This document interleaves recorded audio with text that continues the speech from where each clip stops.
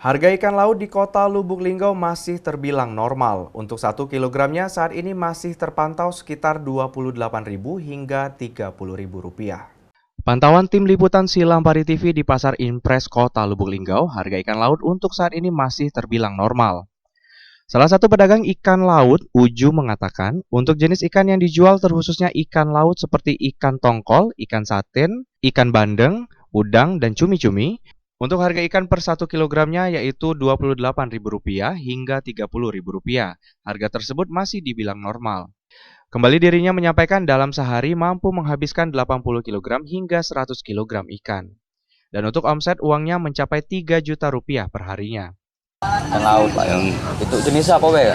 Jenisnya ikan sarden, ikan tongkol, ikan bandeng, udang, cumi.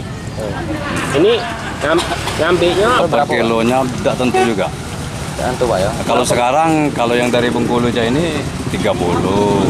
Kalau yang dari Jawa ini 28. oh, beda per Pak. kilo. Itu harga itu normal apa lagi naik Pak? Ini lagi normal ini. Masih normal Pak ya? Iya, iya. Biasanya berapa Pak kalau Ival Walbarodi, Silampari TV melaporkan.